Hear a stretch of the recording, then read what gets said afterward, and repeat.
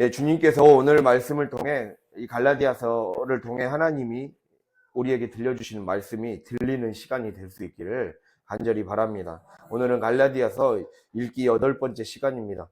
하나님 앞에서 우리가 15절을 보면 우리는 본래 유대인이요 이방 죄인이 아니로되, 이 말씀은 한마디로 하나님이 우리에게 지금 이렇게 말씀하고 있는 거예요. 하나님 앞에서 누가 의인으로 인정받을 수 있고 누가 죄인으로 떨어지게 되는가, 이거에 대해서 분명하게 이야기를 해주는 말씀이 바로 갈라디아서 이 2장 말씀이라고 할 수가 있습니다. 그래서 오늘의 주제의식은 하나님 앞에서 누가 의인이고 누가 죄인인가, 이거라고 볼 수가 있습니다. 오늘 본문에서 당시 갈라디아 지역, 갈라디아 어떤 우리같이 어떤 풍성한 교회가 아니라 이 광주 지역에 있는 교회, 이렇게 생각하면 돼요. 갈라디아 지역에 퍼져 있는 그 한마디로 갈라디아 지역 연합교회라고 생각하면 됩니다. 그러한 하나님의 사람들이 오늘 본문에서 이렇게 갈라디아 지역 그리스도인에게, 그리고 오늘날 여러분과 저에게 던지는 질문이 바로 누가 하나님 앞에서 의인으로, 누가 죄인으로 불려지게 될 것인가. 여기서 의인은 뭔가 이 세상이 말하는 이 나쁜 짓을 하고 착한 짓을 하고 이러한 그런 도덕적인 차원도 사실 일부 포함하지만, 명확히 말하면 누가 하나님의 자녀, 상속자가 될 것인가, 누가 하나님께 끝까지 충성되어 쓰임 받을 것인가, 이거에 대한 딱 명확하게 얘기를 해주는 거예요. 무엇이 사람을 의인으로 만드는가, 무엇이 사람을 하나님의 자녀가 되게 하고 무엇이 사람을 천국 가게 하는가, 이것을 이야기해 주는 거라고 할 수가 있습니다. 그래서 누가 의인으로 그리고 누가 죄인으로 불려지게 될 것인가, 우리는 이것이 이 교회를 평생 다니면서 늘 듣게 되는 문제이죠. 당연히 답은 믿음으로, 예수 그리스도를 믿음으로. 근데 예수 그리스도를 믿음으로 구원받고 예수 그리스도를 믿음으로 의인이 된다, 이 말에 대해서 더 깊이 파고들면 조금 더 우리의 삶이 세세하게 샅샅이 살펴봐야 되겠구나 라는 그 깨달음이 오게 될 것입니다. 오늘 그러한 깨달음이 있을 수 있는 시간이 되기를 원합니다. 그래서 지난 그 7번째 시간에 했을 때 제가 14절의 말씀에서 그들이 복음의 진리를 따라 바르게 행하지 아니함을 보고, 이 말씀을 가지고 지난 시간에 말씀을 전했었어요. 그러면서 한마디로 복음의 진리를 따라 바르게 걷는 자가 하나님께 의인으로 쓰임 받는다라는 거죠. 여기서 바르게라는 것은 목적지라는 거예요. 목적지가 분명해야 되고, 방향이 하나님께 향해 있어야 되고, 그리고 초점이 온전히 한 곳에 집중되어 있어야 된다. 하나님이 원하시는 그 기준에 집중되어 있어야 한다라는 거죠. 그래서 초점이 분산되어 있으면 우리의 삶에 문제가 생겨나고 결국에는 하나님께 온전히 쓰임받지 못하게 된다라고 성경은 말씀하고 있다는 거예요. 그래서 제가 얘기했죠. 바르게 걷는다는 거는 아까 말씀드렸듯이 목적지, 방향, 초점, 이 세 가지의 키워드로 말씀할 수 있는데, 특히 이 초점에 맞춰서 살지 못하게 만들려고, 제가 하나님의 말씀에 따라 살지 못하게 만들려고 우리의 대적마귀가 우는 사자같이 삼킬 자를 두루 찾아다닌다 했잖아요. 우는 사자, 으르렁거린다는 거예요. 자꾸 우리의 삶에 소음을 일으킨다는 거예요. 그래서 제가 백색 소음을 이야기했잖아요. 백색 소음.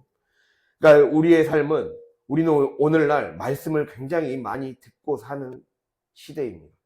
유튜브만 틀면 설교 많이 들을 수 있어요.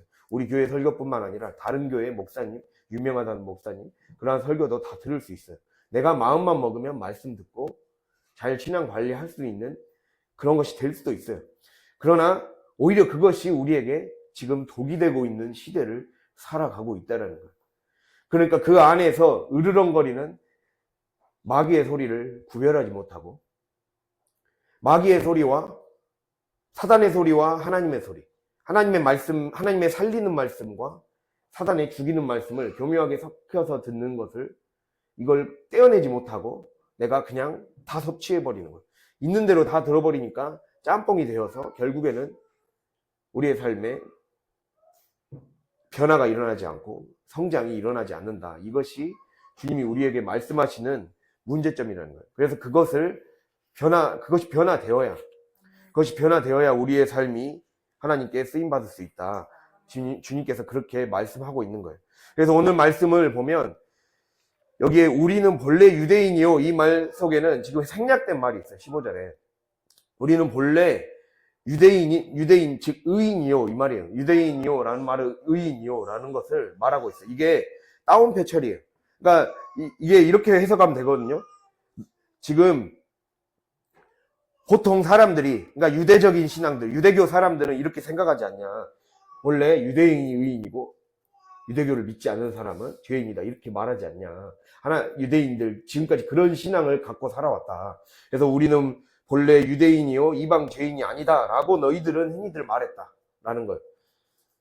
그러니까 한마디로 내가 유대인들 같이 할례, 식탁 규정, 안식일, 그러한 유대인들만이 지킬 수 있는 그러한 규정을 지키고 율법에 나와 있는 것을 철저하게 지켰기 때문에 우리는 의인이라, 이렇게 지금 말을 하고 있다는 거예요. 그런데 그렇게 말을 하는데 사실 그게 의인이 아니라는 거예요. 지금 바울은 그 얘기를 하고 있어요. 단순히 말씀을 문자 그대로 지킨다고 해서 우리가 하나님께 쓰임 받는 것이 아니라 하나님이 원하시는 그러한 기준에, 하나님이 원하시는 그러한 삶의 믿음으로 돌파하는 것, 그것이 곧 우리의 삶을 구원으로 이끈다. 그것을 주님이 우리에게 말씀하시는 것. 누가 하나님의 상속자가 되느냐, 누가 하나님께 쓰임받는 자가 되느냐, 성령이 이끄신 대로 사는 자다. 자기가 자기 기준에 따라서 사는 자가 아니라, 자기가 주인이 되어서 사는 자가 아니라, 오늘 아침에 새벽에 말씀드린 것처럼 우리가 살아나는 길은 바알들의 이름을 부르지 말라 했어요. 다른 주인의 이름을 부르지 말라는 거예요. 그러니까 하나님 외에 다른 것이 주인이 되어서는 안 된다. 나도 주인이 되어서도 안 되고, 자녀가 주인이 되어서도 안 되고, 세상의 어떤 미디어나 세상에 권위 있는 사람의 어떤 메시지가 주인이 되어서도 안 된다. 하나님 말씀을 내 삶에 주된 이름으로 삼고 그 주의 이름을 자꾸 불러야 구원이 임한다고 했어요. 누구든지 주의 이름을 부르는 자가 구원을 받는다. 주님이 이렇게 말씀하고 있잖아요. 그래서 우리가 누가 진정한 상속자가 되느냐, 아브라함에게 약속한 그 축복의 통로가 되게 해주겠다는 그 약속이 우리에게도 내 것이 되게 하는 길, 그것은 바로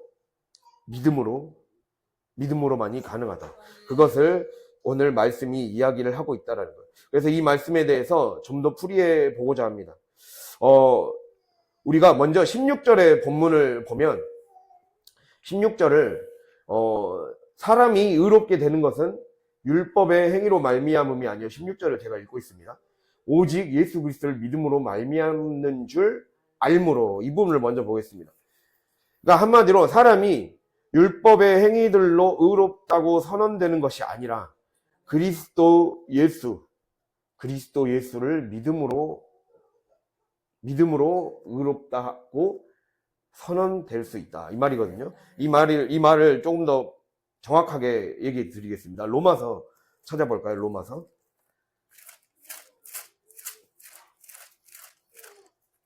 1장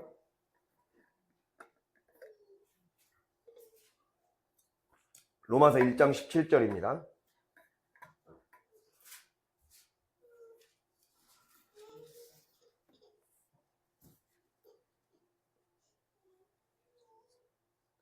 (1장 17절) 240페이지에 있습니다. 신약성경 240페이지 로마서 1장 17절 함께 읽도록 하겠습니다. 복음에는 하나님의 의가 나타나서 믿음으로 믿음에 이르게 하나니 기록된 바 오직 의인은 믿음으로 말미암아 살리라 함과 같으니라. 아멘. 예, 이 말씀을 그대로 해석하면요, 무슨 뜻이 되냐면, 우리가 복음을 받아들이고 하나님의 말씀을 받아들이면, 하나님의 말씀대로 살아가면 우리의 삶에 하나님의 의가 우리의 삶에 나타나게 된다. 그런데 이 하나님의 의는 믿음을 통해서만 나타나게 된다는 의미예요. 여기서 의가 중요해요. 하나님의 의가 도대체 무엇이냐? 하나님의 의라는 것은 하나님과의 관계가 회복되는 거. 첫 번째는 하나님과의 관계가 회복되는 거. 그래서 이거를 체데크라 그래요. 히브리어로 체데크라고 해서 하나님과의 공의로운 그 의로운 관계가 회복되는 거. 먼저 하나님과의 관계가 회복되고, 그래서 우리가 제가 예전에 얘기한 적이 있습니다. 하나님, 땅, 그리고 사람. 이 세 가지의 관계가 지금 다 깨져 있어요. 하나님과 인간의 관계가 아담과 하와의 죄로 인해 깨져버렸어요. 그리고 가인이 아벨을 죽임으로 인해 땅과 사람의 관계가 깨져버렸어요. 땅에 피를 흘림으로 인해 이제 땅에서 유리하는 자, 즉 땅에서 유리방랑한다라는 것은 우리가 열심히 뭔가 발버둥을 쳐도 하나님과의 연결도 끊어지고 땅과의 연결도 끊어지다 보니까 그 관계가 완전히 박살나다 보니까 열매를 제대로 맺지 못하게 되고, 끊어지는 인생. 그래서 제가 영권과 물권과 인권을 얘기했잖아요. 우리의 삶에 완전히 물질이 마르게 되고 관계가 마르게 되고 이 모든 환경이 막히게 되는, 담처럼 딱 막고 있는 현상들이 지금 발생하는 것이 결국에는 이렇게 우리의 죄 때문에 이러한 일들이 발생하게 되었다는 거예요. 그런데 이거를 극복할 수 있는 길은 오직 믿음을 통해서만 가능하다. 지금 이 말씀을 하고 있는 겁니다. 그래서 조금 더 말씀해 보자면, 특히 제가 첫 번째 말씀드렸던 거에 하나님의 의란 무엇인가? 그것은 먼저 하나님과의 관계 회복이다. 그리고 두 번째로 하나님과의 관계 회복은 무엇으로 나타나는가? 바로 샬롬, 평화로 나타나요. 평화. 그래서 의와 평강을 줄여서 하나님의 의라 그래요. 의와 평강. 의와 평강. 의와 평강을 줄여서 하나님의 의라고 표현합니다. 즉 우리의 삶에 우리가 평화라는 게 무엇입니까? 분쟁이 없는 상태, 다툼이 없는 상태, 전쟁이 끝난 상태, 그거를 평화라 그러잖아요. 그래서 우리가 남북이 평화 통일을 하기를 바라잖아요. 전쟁 없이 통일되기를 바라는 게 온 민족의 결의의 소망 아닙니까? 어떠한 적화 통일이 아니라, 전쟁을 통해 통일이 되는 게 아니라 평화롭게 통일이 이루어서, 남북이 통일을 이루어서 이제 부강하게 사는 나라를 우리가 사실 오래전부터 꿈꿔오지 않았습니까? 그런 것처럼 분쟁과 다툼이 없이, 전쟁 없이 서로가 조화를 이루는 상태가 바로 평화예요. 근데 이 평화를 풀어보면, 평화의 한자말을 풀어보면 평평할 평에 벼화자예요. 아니, 화할 화자예요. 화할 화자인데 평평할 평에 화할 화가 벼화의 입구자예요. 그러니까 우리의 삶에 먹을 것이 고루고루 평평하게 임한 상태를 평화라 그래요. 그러니까 먼저 우리의 삶에 평화가 임하려면 하나님의 말씀이 충분하게 넘치도록 공급되어야 내 삶에 평화가 임한다는 거죠. 그것을 주님이 우리에게 말씀하고 있어요. 그래서 제가 평평할 평이라 그랬잖아요. 평평하다라는 것은 바닥이 고르고 판판하다라는 거예요. 바닥이 고르고 판판하다라는 건 무엇입니까? 이게 높낮이나 굴곡이 없다라는 거예요. 그러니까 내가 하나님과의 관계가 굴곡이 있어서는 안 된다는 거예요. 믿음으로 산다는 것은 하나님과의 관계가 굴곡이 없도록 만드는 게 믿음으로 산다라는 것을 얘기하고 있는 거예요. 굴곡이 있어서는 안 돼. 굴곡이라는 게 무엇입니까? 여기저기 굽이굽이 진대가 너무 많아서 힘들어요. 감정과 생각과 정서와 의지력이 자꾸만 마치 그 놀이기구의 롤러코스터를 타듯이, 청룡열차 타듯이 완전히 오르락 내리락 하기를 반복하고 있단 말이에요. 그러한 상태는 평화로운 상태가 아니죠. 평화로운 상태가 아니죠. 그거를 우리에게 말씀하고 있는, 즉 바닥이 고르고 판판한 게 평평하다라는 것은 내 밑부분, 바닥이라는 건 밑부분이잖아요. 내 영혼, 내 내면의 밑바닥이, 밭이, 땅이 고르고 굴곡이 없는 상태라는 거예요. 굴곡이 없게 자꾸만 밭가리를 해줘야 평화가 임한다는 거예요.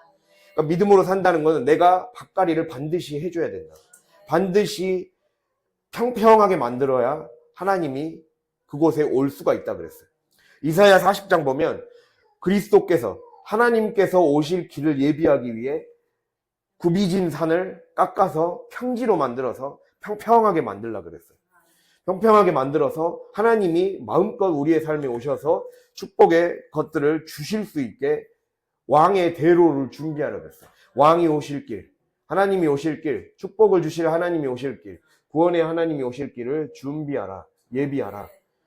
그래서 고르지 못한 땅을 평평하게 만들고 사막과 같은 땅을 기름진 옥토로 만들기 위해 애쓰고 힘쓰라 그랬어요. 그래서 기독교 영성, 기독교 신앙의 핵심은 황무지, 사막, 광야와 같은 땅을 개간해서 좋은 땅으로 만드는 것. 그것이 우리의 삶에 주어진 과제라는 거예요. 제가 영성신학에서 학교에서 영성신학을 배울 때 딱 영성신학의 기본 과제, 기독교 영성의 기본 과제는 황무지, 내면의 황무지, 영혼의 황무지를 개간하라 그랬어요. 영혼의 황무지를 개간하라. 우리는 영혼의 황무지를 개척해야 돼요. 개척하라고 하나님이 우리에게 그 환경을 주셨다는 거예요. 주님은 왜 우리에게 그런 상황을 자꾸 주실까? 상황의 테스트, 물질의 테스트, 환경의 테스트, 자녀와 관계의 테스트를 주실까? 그 황무지를 개척하다 보면 길을 열어주신다. 그것을 주님이 말씀하신다라는 거죠. 그 평화가 임하기를 주님이 우리에게 원하신다라는 거예요. 그래서 이것이 바로 하나님의 의가 나타나는 거예요. 제가 방금 로마서 1장에 복음에는 하나님의 의가 나타나서 믿음으로 믿음에 이른다. 이 말은 내가 믿음에서 시작해서 믿음을 끝까지 붙잡으면 하나님의 의와 평강이 내 삶에 나타난다. 복된 소식으로 나타난다. 이 말이에요. 복된 소식이 있다는, 내 삶의 축복의 소식이 이제 내 안에 실제가 된다. 이러한 뜻이라는 거예요. 복음에는 하나님의 의가 나타나서 믿음으로 믿음에 이르게 하나니. 지금 내 삶에 실제로 맛보고 싶느냐? 실제로 상속자의 효력을 맛보고 싶으냐? 하나님 분명히 자녀라고 했고, 자녀는 권세가 있다고 했고, 그 권세가 있다는 것은 영권이 있고, 물권이 있고, 인권이 있다는 것. 그래서 그것이 우리의 삶에 사람의 복으로, 물질의 복으로, 관계의 복으로, 그리고 여러 가지 명예와 그러한 복으로 반드시 무엇인가 하나씩은 나타나게 되어 있는데, 그렇다면 우리의 삶에 그것이 되지 않는 이유는 하나님과의 그러한 관계가 지금 굴곡이 너무 많다는 거예요. 주님이 오실 길이 예비가 안 돼 있다는 거죠. 하나님이 우리의 삶에 오셔서 막힘없이 올 수 있는 고속도로가 뚫려 있지 않다. 그것을 주님이 우리에게 말씀하고 있는 거예요. 그래서 주님이 마음껏 드실 수 있도록 마음의 문을 열어야 돼요. 그래서 우리가 그 찬양 있잖아요. 문들아 머리 들어라. 들릴지어다 영원한 물들아. 영광의 왕이 들어가시도록. 예, 그 찬양이 있잖아요. 그 찬양이 시편 24편을 배경으로 하고 있거든요. 시편 24편, 즉 지금 그 시편 24편이 전쟁에서 이기고 돌아온 다윗 왕이 지었던 시예요. 다윗 왕이 전쟁에서 이기고 돌아와서 이제 영광의 왕께서 이 전쟁을 승리하게 하셨고, 하나님께서 우리의 삶에 지금 전쟁에서 승리하고 언약궤를 갖고 오고 나서 있었던 일이에요. 언약궤를 갖고 들어왔잖아요, 다시. 그래서 영광의 왕이 지금 우리의 성전에 임하신다. 우리의 마음속에 임하시려고 하고 있다. 문을 들어라. 그래서 우리가 굴곡이 없으려면 마음의 문을 들어야 된다. 마음의 문을 열어서 내가 하나님의 말씀을 편견을 갖지 않고, 내 상황과 형편에 좌우되지 않고, 그리고 내 감정과 생각과 정서 따라 왔다 갔다 하는 롤러코스터 상태가 되지 않게 만드는 것. 그 상태가 될 때 우리의 삶에 평화가 임한다는 것.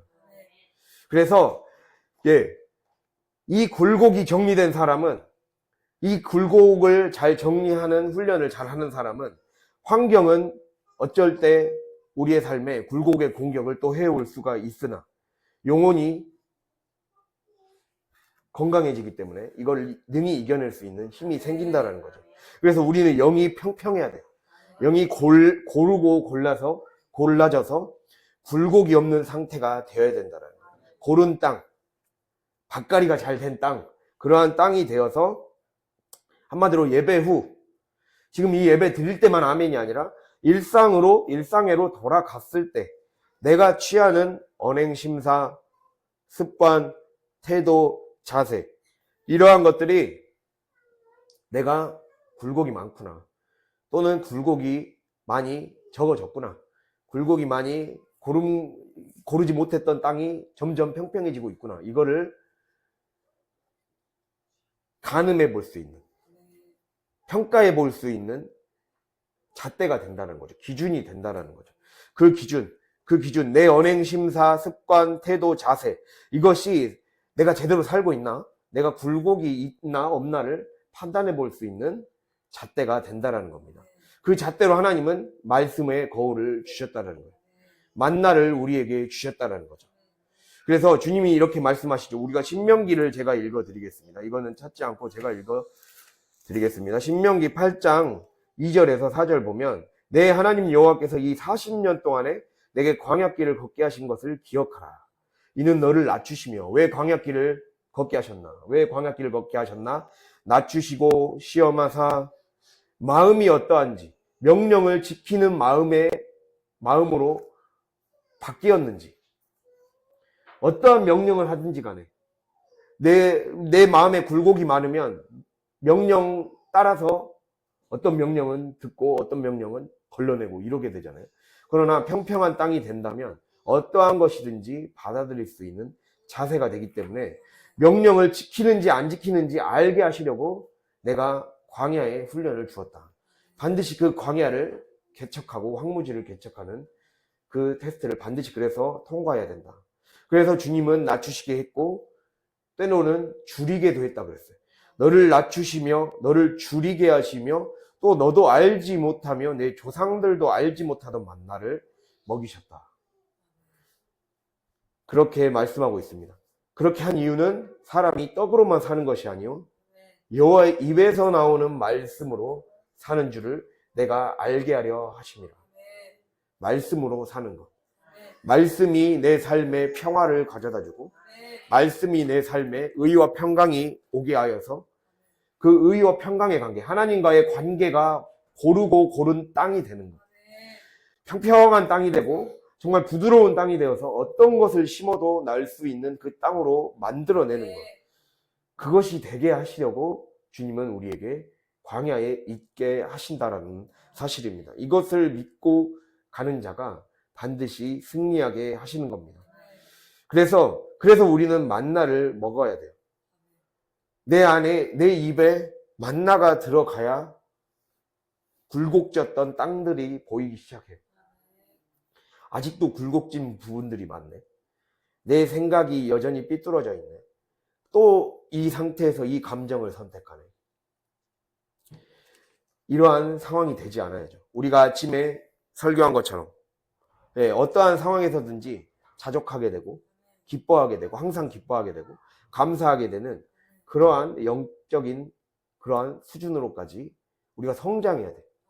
그것이 되지 않으면 자꾸만 반복되게 되어 있습니다. 그게 영적인 법칙이에요. 우리는 그거에 대해서 너무 소홀했고 안일했다라는 거예요. 그냥 횟수만 늘린 거죠. 그러니까 지금 그 얘기를 하고 있는 거예요. 이 갈라디아서에서 또 로마서에서 말씀하는 그 율법주의라는 것은 그냥 교회 생활만 하는 거예요. 그냥 교회 생활만 하는 거.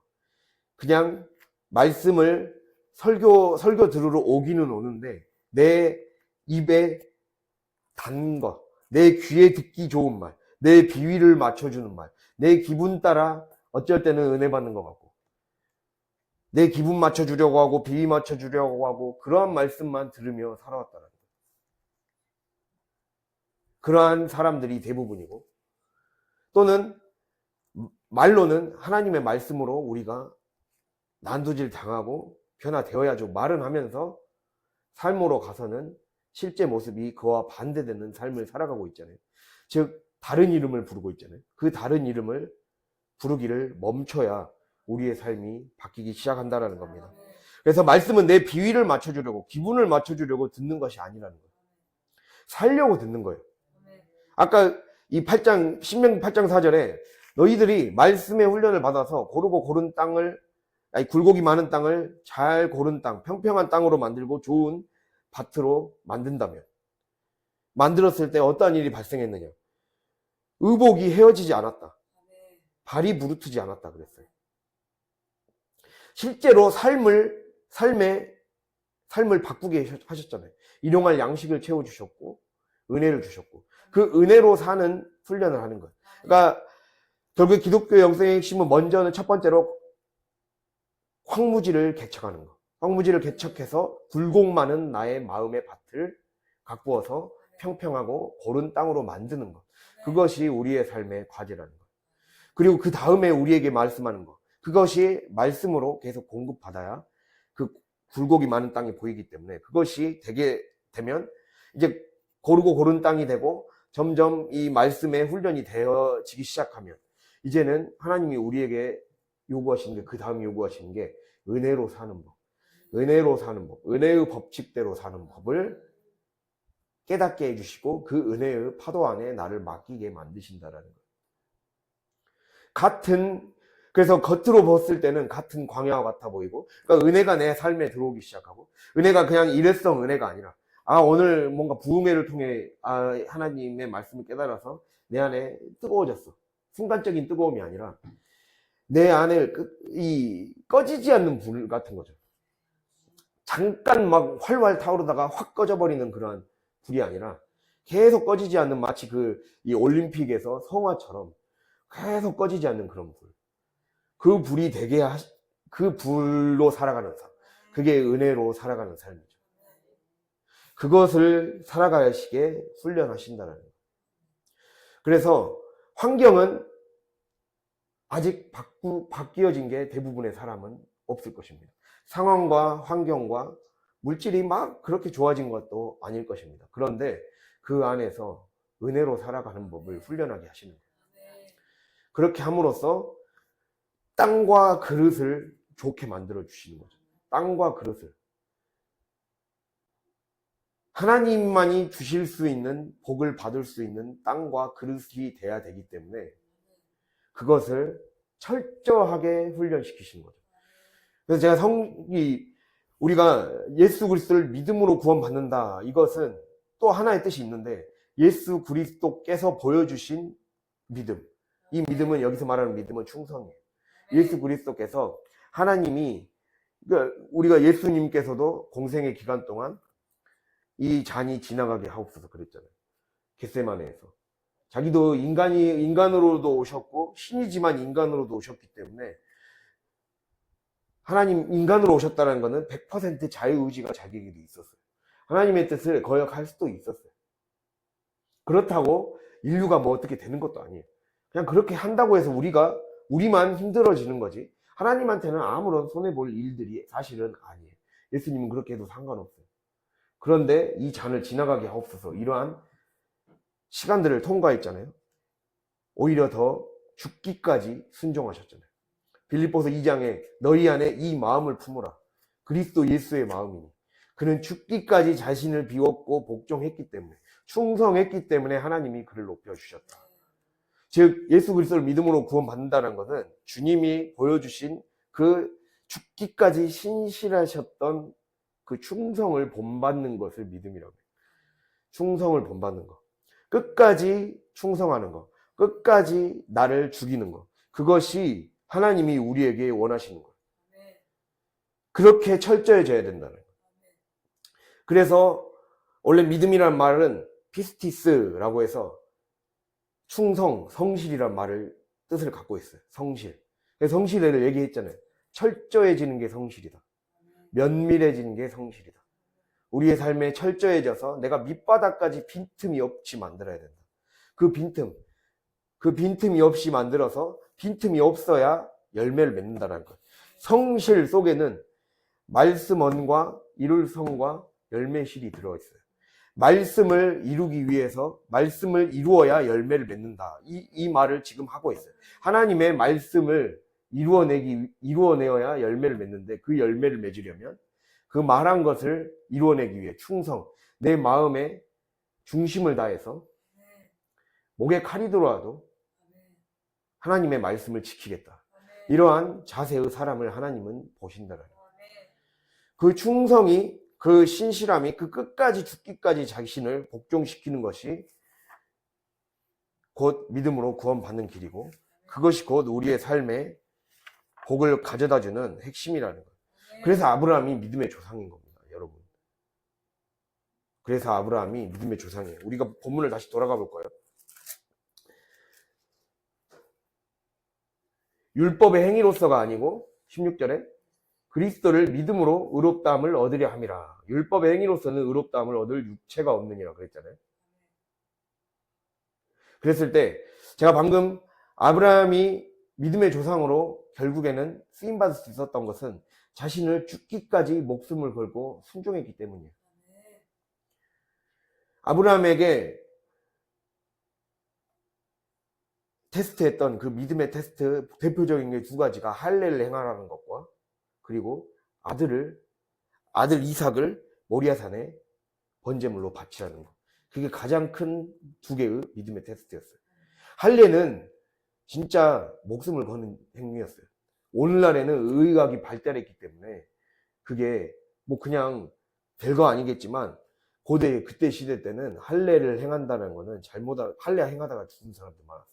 포경수술이에요, 포경수술. 쉽게 말하면. 네. 이 생식기 잘못 건드렸다가 죽은 사람이 허다했습니다. 그 목숨을 걸고 그러니까 하나님이 내가 너의 약속을 이룰 것이다. 내가 너의 씨를 통해서 축복의 통로가 되게 할 것이고, 너의 씨를 통해서 많은 사람들이 주님께로 돌아가게 할 것이다. 이 약속을 해주셨어요. 이 약속을 이루게 하기 위해 너의 씨를 통해서 하신다는 것을 내가 반드시 이 말씀을 이루겠다. 이 증표로 그 믿음을 붙잡으라고 할례를 행하라고 한 거예요. 내가 반드시 이걸 이룰 것임을 테스트하게 하기 위해, 증명시키기 위해 할례를 행하라고 했어요. 그러니까 하나님이 각자에게 내가 가장 힘들어하는 거, 내가 가장 넘어서기 힘들 것 같은 거, 이러다가 죽을 것 같은 거, 이러면 내가 너무 힘들어지고 늘 넘어지고 반복적으로 넘어지는 문제를 자꾸만 또 부딪히게 하고 또 테스트하게 하고 그 이유를 깨달아야 된다는 거예요. 그것을 넘어서라는 거예요. 목숨을 걸고 넘어서야 하나님으로부터 인정을 받는다는 것을 보여주고 있어요.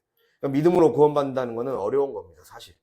엄밀히 말하면 어렵지만 하나님께 맡기면 그 길이 쉬워질 때가 온다는 거예요. 그 굴곡을 넘어서야 돼요. 그 7부 능선을 넘어서야 된다는 거예요. 등산을 하는 그 과정 속에 7부 능선이 넘어서야 조금씩 보여지기 시작하는 거예요. 조금씩 정상이 보여지기 시작하고, 넘기 전까지가 힘들지 않습니까? 그러한 것처럼 우리의 삶에 이 믿음으로 가기까지의 과정이 너무 힘들어요. 내 현실이 크게 보이거든요. 철저해지려는 과정이 너무 괴로워요. 왜 또 이럴까? 왜 또 반복적인 문제에 빠질까? 나는 왜 이렇게 또 내 감정이 또 불평을 선택할까? 또 원망을 선택할까? 또 우울함을 선택할까? 왜 반복적인 이러한 정욕의 문제에 빠지지? 죄의 문제에 빠지지? 그러면서 괴로워하잖아요. 그런데 또 그 문제를 통과하게 하세요. 또 그 문제 통과하게 하세요. 또 자신의 약점을 통과하게 하시는 거예요. 다시 그 자리로 돌리세요. 여러분 그러지 않습니까? 다시 그 자리로 돌려서 그 자리 통과하라는 거예요. 그 자리 통과하게 하시는 거예요. 예수님도 그렇게 십자가에 그 통과를 하셨어요. 그 십자가의 잔을 마셨고, 아브라함도 할례를 행했고 또 이삭을 바쳤어요. 그걸 통과했어요. 그 통과를 하기를 주님이 바라시는 거예요. 근데 이것을 생각해야 됩니다. 그거는 특별히 선택받은 자만이 그렇게 그걸 요구하시는 겁니다. 얘기하셨잖아요. 믿음으로 이미 우리가 현재적 칭의라고 얘기했잖아요. 칭의는 두 가지라 했잖아요. 믿음으로 의롭다함을 얻는다라는 말의 칭의, 현재적 칭의라 했잖아요. 우리가 자격이 없는데 하나님이 그냥 우리를 값 없이 예수 그리스도의 피로 그 길 안에 들어올 수 있게 딱, 내가 어떤 공로도 없는데, 내가 잘한 것도 없는데 하나님이 그 길을 탈 수 있도록 딱 그 구원 열차에 탑승하게 먼저 우선권을 주셨어요. VIP석에 먼저 앉게 해주셨어요. 근데 그 VIP석을 끝까지 유지하고, 그리고 이것에서 얻는 수많은 혜택들을 누리고 살아갈 수 있게 하는 것은 내가 끝까지 믿음을 통과해야 돼요. 그 여정들을 통과하지 않으면 중간에 탈선하게 되어 있어요. 중간에 여기서 내려버리면 안 되잖아요. 우리는 서울까지 가야 되잖아요. KTX를 타고 서울까지 가야 돼요. 중간에 정읍이나 중간에 5선에서 내려버리면 아무 소용이 없어요. 서울에서 내려야 돼요. 서울까지 갈 때까지 중간에 내려버리면 끝나는 거예요. 그런데 그것을 자꾸만 반복 또 넘어져요. 그래서 하나님이 다시 돌려요. 다시 시작하라 그래요. 계속 그게 반복되고 있잖아요. 그것을 넘어서야 돼요. 그래서 오래 걸리는 거예요. 그래서 자꾸 또 돌리고 또 돌리고 또 돌리고 있어요. 그것을 끝내야 돼요. 그러니까 오늘 말씀을 이렇게 경험적으로 자기를 돌아보면서 생각해 볼 수 있기를 바랍니다. 우리가 예수 그리스도를 믿음으로 이렇게 구원을 받는다는 것은 예수 그리스도가 걸으셨던 길 안으로 나도 쑥 들어가는 거예요. 내가 그 안으로 들어가는 거예요. 예수 그리스도의 안으로 들어가야 구원을 받는다는 거예요. 우리가 17절에 나와 있잖아요. 2장 17절에. 그리스도 안에서 의롭게 되는 거예요. 그리스도 안으로 들어가야 내가 의로워진다는 거예요. 그리스도 예수가 보이셨던 삶 안으로 내가 잔을 마셔야 돼요. 내가 힘들더라도 이 삶이 괴롭더라도 그냥 뚝딱 한다고 나오는 게 아니에요. 그러나 그걸 통과하는 자에게 정말 세상이 줄 수 없는 그 놀라운 이 땅에서의 복과 죽어서의 사후의 복이 다 우리에게 주어지는 거예요. 엄청난 상상도 못할 특전이 다 주어지는 거예요. 상상도 못할 특혜예요. 이 특혜를 그냥 거저 얻으려고 하지 말라고. 거저 얻으려고 하면 안 됩니다. 적어도 먼저 교회 다닌 것으로도 감사해야 돼요. 먼저 하나님을 믿게 된 것만으로도, 먼저 지금 이 열차에 탑승한 것만으로도 감사해야 돼요. 이제 그 후로부터는 우리의 게임이에요. 내가 믿음을 통과하는 게임이 시작된 거예요. 오징어 게임 하듯이 게임이 시작된 거예요. 누구는 죽게 돼 있어요. 누구는 그 룰대로 하지 않으면 죽게 돼 있어요. 그 상금을 못 타요. 그 456명, 옛날에 그 오징어 게임 456명 참가해서 결국 마지막 남는 한 명이 456억을 차지하게 됐잖아요. 그런 것처럼, 예, 결국에는 이 구원받는 사람들이 적을 수밖에 없다. 주님이 말씀하셨잖아요. 좁은 문이다. 좁은 문으로 들어가라. 구원으로 들어가는 문은 협착하다. 좁다. 그래서 결국에는 도중에 쓰러지는 사람고 포기하는 사람이 많다. 정말 우리 순복음 풍성한 교회 성도 여러분들은 진짜 마지막 딱 천국에서 한 명도 빠짐없이 다 봤으면 좋겠습니다. 그렇게 돼야 됩니다. 그리스도 안으로 들어가야 올인을 한다는 걸 꼭 기억할 수 있기를 바랍니다. 그래서 하나님 안에 이렇게 충성을 바치는 자가 구원의 백성이 된다. 주님이 우리에게 말씀한다는 거예요. 그 반대로 율법의 행위로서는 우리의 몸이 구원을 받을 수 없다라는 거예요. 육신의 정욕에 져서 살면 우리의 삶에 회복이 없고 축복이 없다라는 걸 반드시 기억하며 나아갈 수 있기를 바랍니다. 그렇다면 우리가 그리스도 안으로 들어가야 구원을 받는다. 결국 오늘 계속해서 말씀하시는 건 결국에는 결론이 그리스도 안으로 들어가는 자가 결국 의인으로 인정받고 하나님의 천국잔치에 최종적으로 참여하게 된다. 그렇다면 그러한 사람이 되려면 내가 그리스도 안으로 들어가야 되고, 두 번째는 그리스도가 내 안에 들어오는 삶을 살아야 돼요. 이 말씀만 마지막으로 보고 마치고자 합니다. 예, 우리가 의롭게 되려면, 즉 하나님께 칭찬받고 인정받는 상속자가 되려면 그리스도 안으로 들어와야 된다라는 거예요. 그럼 그리스도 안에서 의롭게 된다라는 것이 무엇일까? 이거를 생각해 봤을 때 하나님이 우리에게 말씀하시는 것, 첫 번째 아까 말씀드렸듯이 내가 그리스도 안으로 들어가는 것이다. 내가 그리스도 안으로 들어가는 것은 로마서 6장 3절에 나옵니다. 세례입니다. 세례. 그리스도 예수와 합하여 세례를 받은 우리는 그의 죽으심과 합하여 세례를 받은 줄을 알지 못하느냐라고 그랬어요. 그러니까 내가 세례라는 걸 물에 잠기는 거잖아요. 세례 요한이 세례를 줬을 때 물에 잠기거든요. 보통 이제 침례교에서는 물에 딱 다 잠겨갖고 세례를 받아요. 우리 물에 안수를 하면서 하듯이 그것은 우리의 죄가 예수 그리스도로 씻김 받을 뿐만 아니라 씻김 받는 것을 의미할 뿐만 아니라 내 옛사람이 완전히 죽는 거예요. 그러니까 우리가 애굽을 건넜을 때, 출애굽한 이스라엘 백성이 애굽을 건넜을 때, 이게 홍해를 건넜을 때, 홍해 앞에선 이스라엘 백성이 이제 그 바다가 갈라졌을 때 건넜잖아요. 건너서 애굽 군대는 수장됐잖아요. 애굽 군대는 수장되고 이스라엘 백성들은 건너게 돼요. 그랬을 때 그 너머를 건너가려면 반드시 이 옛 애굽이라는 옛사람이 수장이 돼야 된다. 애굽이라는 옛사람이 완전히 물에 잠겨서 끝장이 나야지 그리스도 안으로 들어가는 것이다 라고 할 수가 있습니다. 그러니까 내가 그리스도 안으로 들어간다는 것은 그리스도 예수 안으로 세례를 통해 물에 잠겨야 된다. 즉 내 날마다 내 죄를 회개해야 된다. 날마다 내 안에 자범죄를 회개하고 이 정화되어지는 과정이 필요하다. 주님이 우리에게 그 말씀을 하고 계시는 거예요. 그렇게 주님께서 죽었듯이 나도 죽는 과정을 통과해야 그리스도 안으로 들어가는 것이다. 그래서 세례는 무엇이냐? 내가 그리스도 예수 안으로 들어간다. 즉 은혜가 지배하는 세계로 들어간다는 뜻입니다. 우리가 이 말씀을 한번 살펴보겠습니다. 은혜가 지배하는 세계. 로마서 5장입니다. 아까 말씀드렸잖아요. 처음에는 같은 환경이 내 감정이 앞서고 내가 주인일 때, 하나님이 주인이 아니라 내가 주인일 때는 같은 환경이 나를 죽이는 환경으로 느껴지고 괴로운 것으로 느껴지지만 똑같은 것이 은혜의 법칙이 지배하는 세계로, 하나님 나라가 지배하는 세계로 들어가면 시야가 바뀌는 거예요. 그것을 5장이 말씀해주고 있습니다. 245페이지에 로마서 5장에 5장 2절에 제 눈으로만 읽으면 됩니다. 제가 읽어드리겠습니다. 우리가 믿음으로 서 있는 이 은혜에 들어감을 얻었으며 하나님의 영광을 바라고 즐거워하느니라. 다만 이뿐 아니라 3절에 우리가 환난 중에도 즐거워하나니 이는 환난은 인내는 연단은 소망을 이루는 줄 알미로다. 이렇게 말씀하고 있죠. 5장 2절에서 4절까지.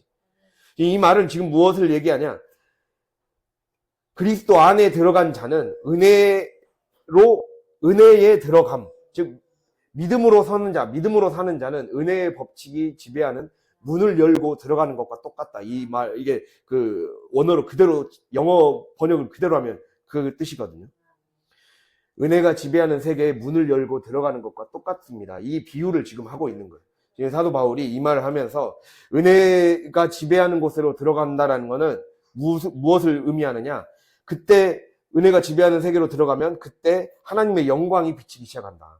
근데 영광이 비치는 삶, 이게 은혜가 지배하는 삶을 살아갔는데 딱 그 첫 관문에서 마주치게 되는 게 환난이라는 거예요. 그러니까 우리가 은혜 받을 때 느끼잖아요. 이걸 되게 실제적인 경험에 의거해서 얘기하는 거예요. 내가 은혜 받고 나서 현실이 보이기 시작하잖아요.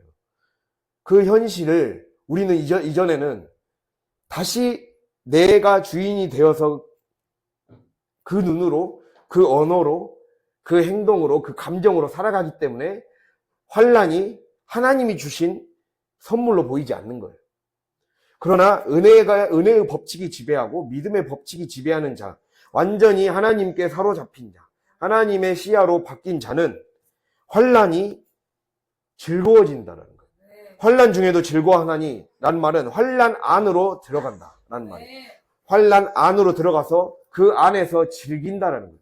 환난을 즐기게 된다. 환난을 자랑하게 된다는 거예요.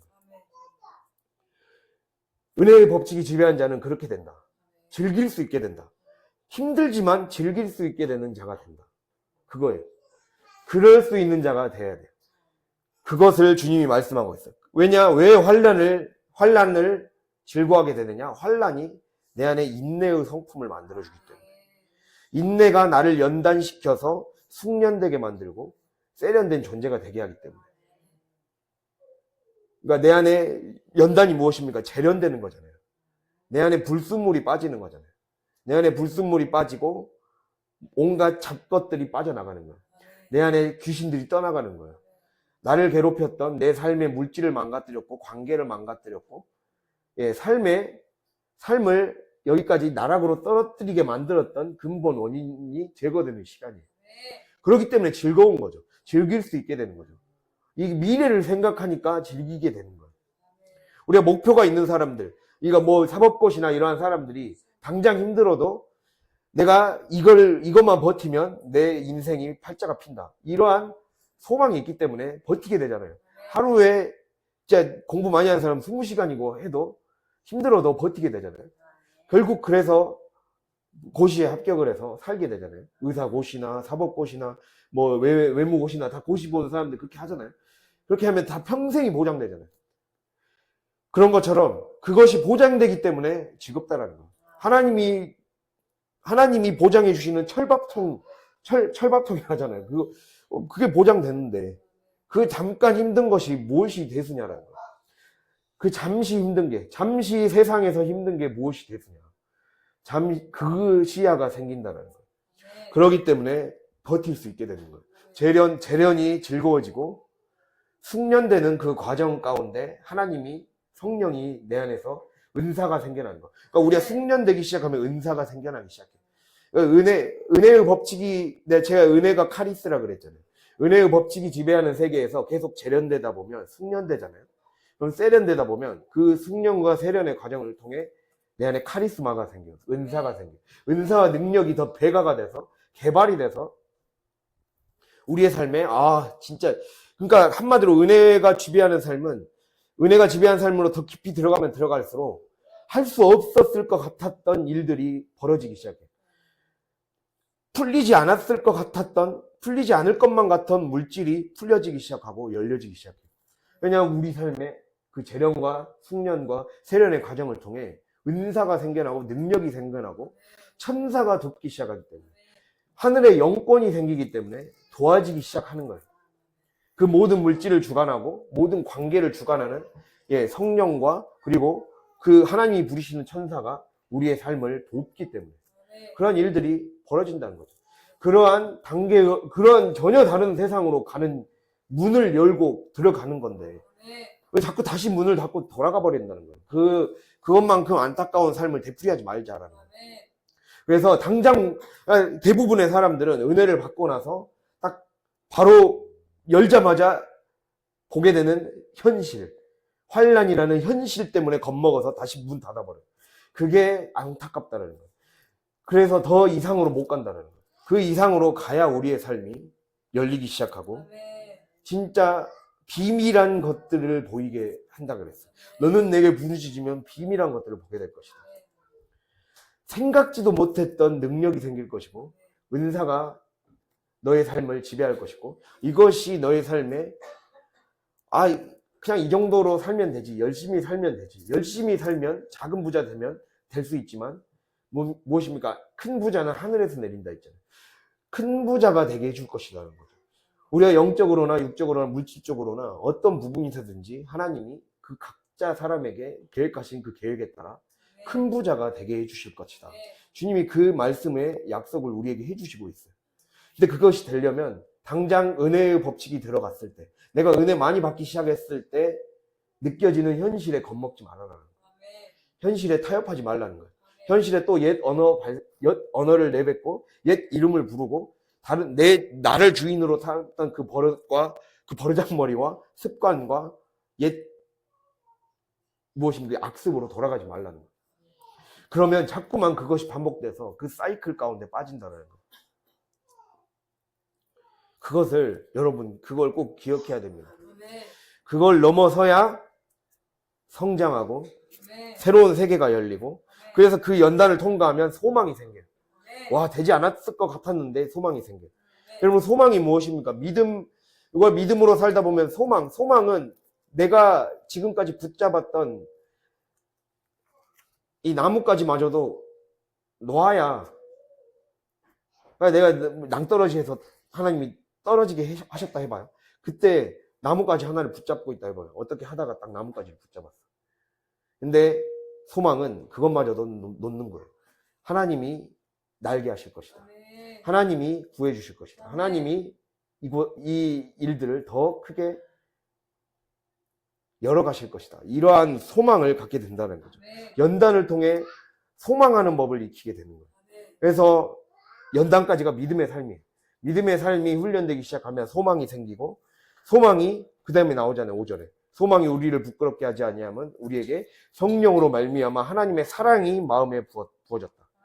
그러니까 믿음으로 살게 되면 믿음의 테스트를 통과하게 되면 우리 안에 이제 소망이 생기게 돼요. 되겠구나 진짜로. 안 될 것 같았는데 되네 될 수 있겠구나. 그게 확신이 생겨나요. 그러게 되면서 확신이 생겨나니까 너가 나를 신뢰하네. 너가 나를 소망하네.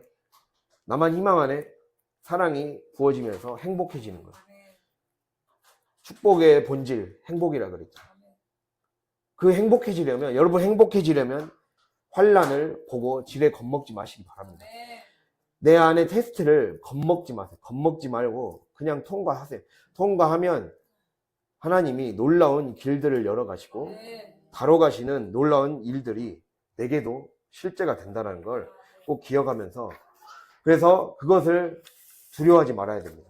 당장 눈앞에 펼쳐진 홍해바다가 두렵다고 건너지 않았다면 애국 군대한테 다 당했을 것입니다. 그러나 건넜기 때문에, 눈앞에 보이는 바다가 두려워서, 파도가 두려워서, 양파도의 벽이 두려워서 혹시 그것이 덮쳐버리지 않을까 두려워서 건너지 못했다면 그들은 다 애국 군대와 똑같이 수장되었을 것입니다. 그러나 모세를 믿고 하나님을 믿고 따라갔기 때문에, 영적인 지도자를, 하나님이 세워주신 교회의 지도자 목사님을 말씀을 듣고 따라갔고, 하나님의 말씀을 듣고 따라갔기 때문에 결국에는 살아날 수 있었고, 가나안 땅을 향해 가는 여정에 딱 들어갈 수 있었다는 걸 기억할 수 있기를 바랍니다. 주님이 그러한 삶으로 우리를 초청하고 계신다는 걸 여러분 기억하면서 정말 살리는 인생 될 수 있기를 간절히 바랍니다. 그리고 마지막이지만 좀 시간이 지나겠지만 마지막을 하겠습니다. 그리스도가 내 안에 들어오는 것. 내가 그리스도 안에 들어오는 것이고 그 다음이 그리스도가 내 안에 들어오는 것이다. 즉 모든 것을 그리스도의 관점에서 보게 돼요. 이제는 내가 그 안에 딱 들어가기 때문에 모든 것을 그리스도 안의 관점으로 보게 되고 고백하며 그 관점에 따라 삶의 예배를 살아내는 삶이 되는 거예요. 그래서 그리스도를 믿는 건 특권이고 고난받는 것도 특권이 되어지게 되고, 마치 바울이 말한 것처럼, 바울이 빌립보서에서 내가 감옥에 갇혔던 것이 오히려 복음 전파에 열매를 맺게 되는 계기가 되었다. 나의 매임이, 내가 투옥된 사실이, 내가 고난받음이 오히려 복음을 더 확장시키는 계기가 되었다. 시야가 달라져 버리고 언어가 달라져 버리고, 그것이 모든 삶의 예배에 영향을 미치는 자로 된다는 거예요. 그래서 내가 주가 내 안에 사는 삶, 이러한 삶의 그 비밀을 저와 여러분이 다 맛보며 그 맛을 누릴 수 있기를 바랍니다. 그것의 첫걸음은 우리 모두가 당연히 겪어야 될, 누구나 다 겪고 있는 삶의 고통이라는 이 수레바퀴 같은 이것을, 이 수레바퀴의 이를 끌어버리고 하나님의 세계로 들어가야 돼요.